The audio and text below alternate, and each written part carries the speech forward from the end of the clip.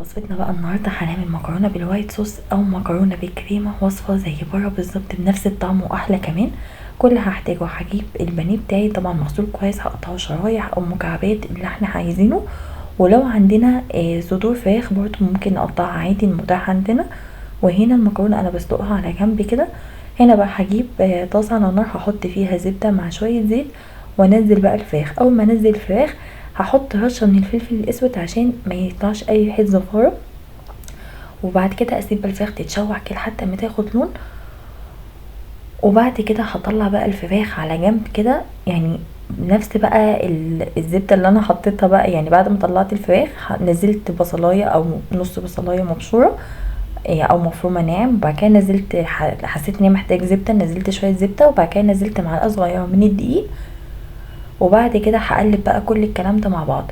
اول بقى ما الاقي الدقيق ريحته طلعت كده شويه، هنزل بقى اللبن بالتدريج وافضل اقلب لحد اما الاقي القوام بتاع اللبن نفسه بقى كريمي كده. بعد كده هحط رشه من الزعتر مع مكعب من مرقه الدجاج او اللحمه اللي احنا عايزينه، وافضل اقلب. هنا بقى بعد ما المكرونه اتسلقت اخدت شويه من ميه المكرونه، وبعد كده حطيتها لحد ما القوام كده سبته يغلي لحد ما القوام تقل شويه.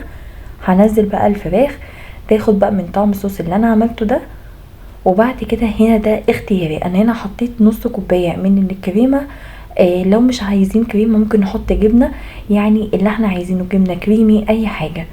وبعد كده بقى نزلت المكرونه بتاعتي وبس اقلب بقى لحد اما الاقي المكرونه بقى الصوص بقى دخل فيها خلاص. هنا حطيت رشه من الملح مع رشه من الفلفل الاسود، وبس كده سبتها بقى لحد ما يشرب من الصوص، وطلعتها بقى وطعمها حلو قوي زي بره. يعني انا حطيت شويه زيتون مع رشه من الزعتر، وطعمها كان تحفه. لو عجبكم الفيديو متنسوش تعملوا لايك وسبسكرايب.